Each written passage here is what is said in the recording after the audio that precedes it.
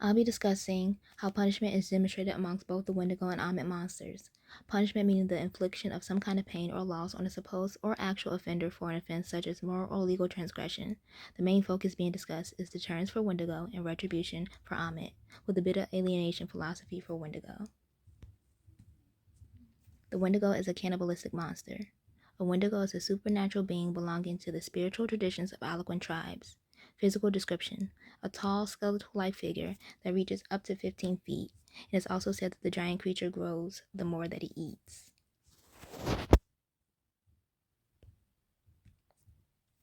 It has sunken eyes, sharp fangs, and the lips are chewed and partially missing. There's a bit of fur and has the stench of rotten flesh.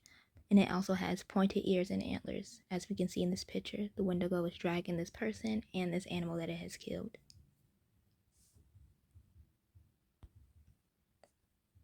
The physical traits: they have great eyesight, hearing, and smell. They are immensely strong and have super speed. The habitat that they live in is in colder climates amongst the woodlands and lakes of Canada and the northern United States.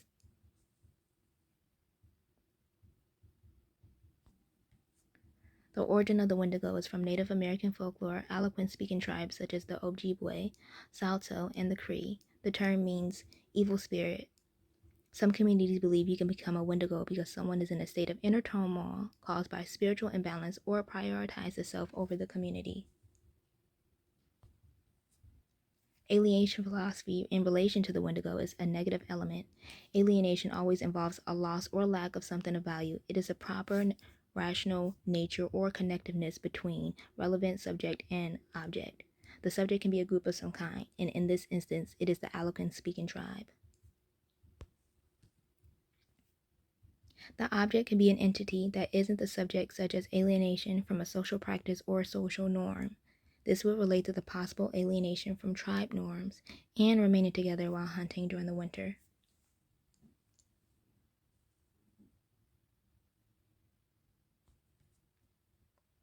Though separation is important, and it isn't always problematic, separation from community and family heightens the risk of being unsafe, risking the safety of others and of oneself. When separated, it takes away a cog in the machine for their role in the community, which can have negative impacts towards maintaining shelter and acquiring food.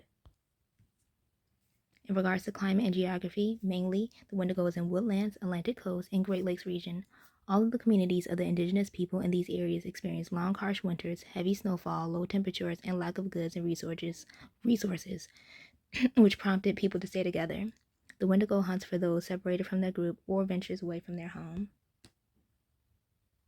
The Wendigo also uses tricks such as mimicking the face or voice of a hunter to surround prey from their homes to isolate a person, which is the fear of losing your way while hunting.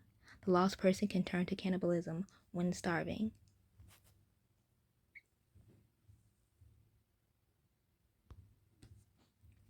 In regards to deterrence for this monster, the purpose of deterrence is to ward off, prevent, and discourage future acts and behaviors through threats, consequences, and punishment. Two main categories is general, being someone who offends and is punishment, and specific, teaching the person a lesson, hoping to have them learn from it. The Wendigo functions under the specific principle to members of the Algonquin tribe. The lesson in deterrence would be for the individual to think wisely and make decisions that have a positive outcome for themselves and for others.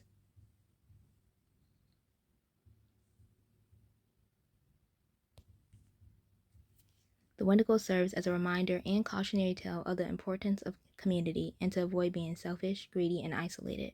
Also, for many centuries, indigenous people have thought the Wendigo to be metaphorically represent issues of violence, colonialism, and environmental destruction. The formation of a Wendigo serves as punishment for dishonorable or taboo activities.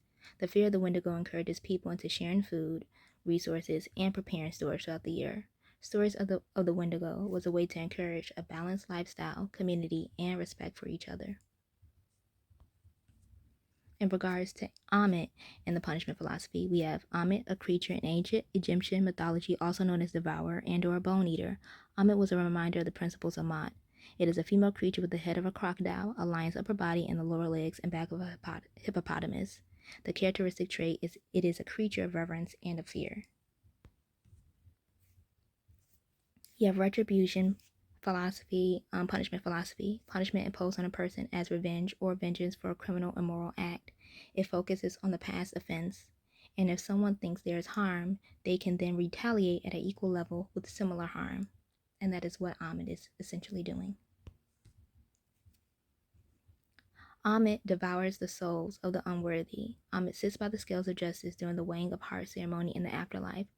The heart of the deceased is weighed in one pan, and the other pan holds an ostrich feather, which is the heart of Mot. If the heart and the feather is balanced, then Thoth, the prosecutor, will have them become part of the blessed dead, ushered into the underworld with Osiris, and live forever. If the heart was heavier than the feather, then their heart would be given to Ammit by Anubis, and the person would be condemned to eternal death, existing restlessly forever.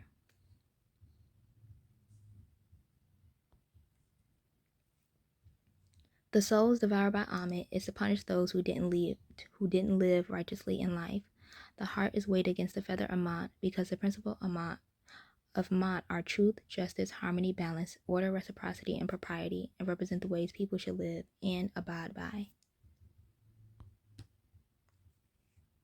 The Wendigo and Ammit demonstrate different aspects of punishment and serves as a cautionary tale and warning to each respective cultures to behave correctly in their communities and as an individual in order to prevent harm on earth or in the afterlife.